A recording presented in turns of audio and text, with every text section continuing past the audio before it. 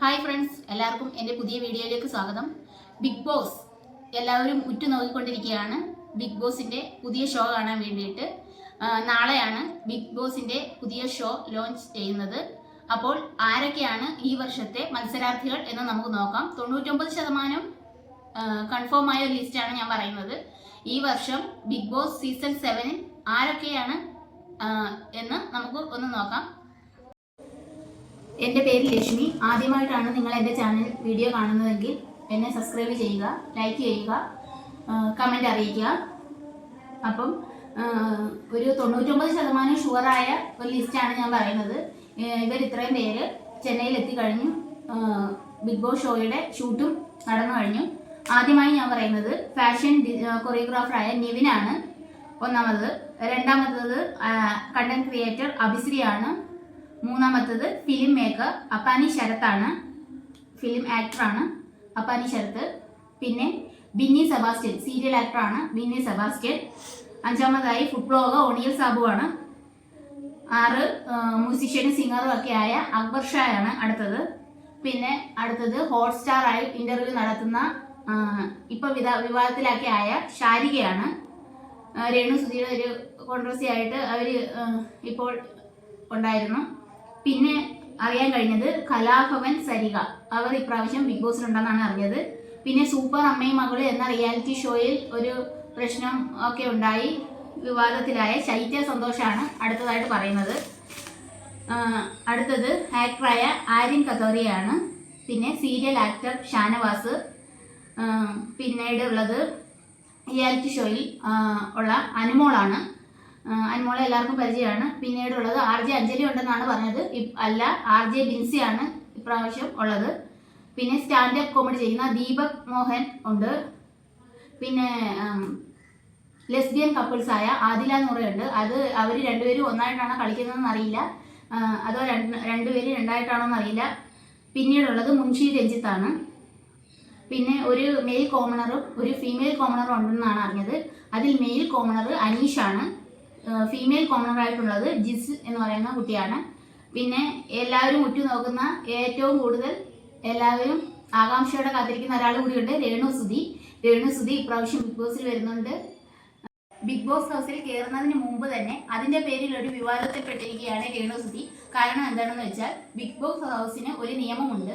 അതിൽ ഷോയിൽ പങ്കെടുക്കുന്ന കണ്ടസ്റ്റൻസ് ഒരു കാരണവശാലും അവര് ഷോയ്ക്ക് പോകുന്ന അത് ഒരു കാര്യം പബ്ലിക് പ്ലാറ്റ്ഫോമിൽ പറയാൻ പാടില്ല എന്നത് കർശനമായ ഒരു നിയമമായിരുന്നു. അത് രേണുസുധി തെറ്റിച്ചിരിക്കുകയാണ്. രേണുസുധി ഇന്നലെ തന്നെ രേണുസുധിയുടെ ഒരു കൂട്ടുകാരിയുടെ ഫേസ്ബുക്ക് പോസ്റ്റ് വന്നിരുന്നു. അതിൽ കൂട്ടുകാരിയായ രേണുസുധി ബിഗ് ബോസിലേക്ക് പോകുന്നുണ്ടെന്നും അത് തൻ്റെ കൂട്ടുകാരിയെ സപ്പോർട്ട് ചെയ്യണമെന്നും പറഞ്ഞിട്ടുള്ള ഒരു പോസ്റ്റ് ആയിരുന്നു അത്. അതിന്റെ പേരിൽ ആ ഒരു ക്ലിപ്പ് വൈറലാവുകയും അത് പലരും റിയാക്ഷൻ ചെയ്യുകയും ചെയ്തിരുന്നു.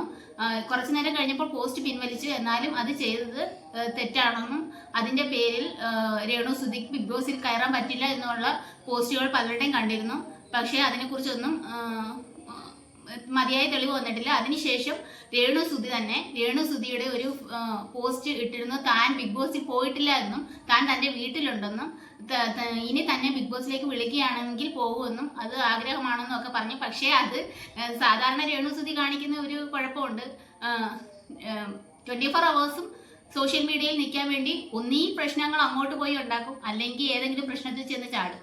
ഈ 2 കാര്യങ്ങളിൽ കൂടി എപ്പോഴും സോഷ്യൽ മീഡിയയിൽ തരംഗമായി നിൽക്കുന്ന ഒരാളാണ് രേണു സുധി. അതേ റിയാക്ഷൻ ചെയ്യുന്നവരോടും തന്നെ കുറ്റപ്പെടുത്തുന്നവരൊക്കെ ഉള്ള ഒരു പണിയായിട്ട് അവര് തന്നെ കുറിച്ച് പറയട്ടെ എന്ന് കരുതി രേണുസുധി മുമ്പേ ഷൂട്ട് ചെയ്ത് വെച്ചിരുന്ന വീഡിയോ ആണ് എന്നൊക്കെയാണ് പറയുന്നത്. എന്താണെന്നറിയ, രേണുസുധി ആയതുകൊണ്ട് ഇത് സത്യമാവാനും സാധ്യതയുണ്ട്. എന്തായാലും ആ ഒരു പ്രശ്നത്തിന്റെ പേരിൽ ഇപ്പൊ രേണുസുധി വീണ്ടും എയറിലാണ്. എന്തായാലും നാളെ ബിഗ് ബോസ് ഷോ തുടങ്ങുമ്പോൾ അറിയാം, രേണുസുധി തീർച്ചയായിട്ടും അതിലുണ്ടാവും എന്ന് തന്നെയാണ് 100% ഉറപ്പാണെന്നാണ്. പിന്നെ ബിഗ് ബോസ് ഹൗസിലെ ഗ്രാൻഡ് ലോഞ്ചിന് ഒരു ടാസ്ക് നടത്തുമെന്ന് പറയുന്നു. അത് റിനീഷയാണ് നടത്തുന്നത്. ടാസ്ക് നടത്തുന്നത് ഫാമിലി മെമ്പേഴ്സും കൂടി ഉൾപ്പെട്ട് ആണെന്നും അറിയുന്നുണ്ട്.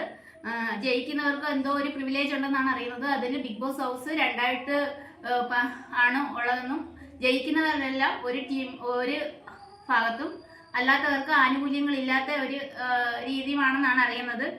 ചെയ്തിട്ടുണ്ട്. അങ്ങനെ ജയിക്കുന്നവർക്കും തോക്കുന്നവർ രണ്ടും രണ്ട് രീതിയിലാണെന്നൊക്കെയാണ് പറയുന്നത്. എന്തൊക്കെയാണെങ്കിലും നാളെ ഷോ തുടങ്ങുമ്പോൾ എല്ലാം നേരിട്ടറിയാം. പ്രൊമോയിൽ വീട്ടുകാർക്കിട്ടാണ് ഇപ്രാവശ്യം ലാലേട്ടൻ പണി കൊടുത്തിരിക്കുന്നത്. ഒരു കുപ്പിയൊക്കെ ആയിട്ട് വന്ന് അടിപൊളി ഒരു പ്രൊമോ ഇറങ്ങിയിട്ടുണ്ട് ലാലേട്ടന്റെ. കഴിഞ്ഞ ദിവസം 2 വാഴക്കൊലയായിട്ടാണ് വന്നത്. കൊലകൾ വെട്ടുമെന്നൊക്കെ പറഞ്ഞ് ഇപ്രാവശ്യം വാഴകളൊന്നും നിർത്തില്ല എന്നൊക്കെ പറഞ്ഞാണ് ലാലേട്ടൻ വന്നിരിക്കുന്നത്. എന്തായാലും അടുത്ത ഇനി ഒരു 24 hours കൂടി കട്ട വെയിറ്റിംഗിലാണ് എല്ലാവരും.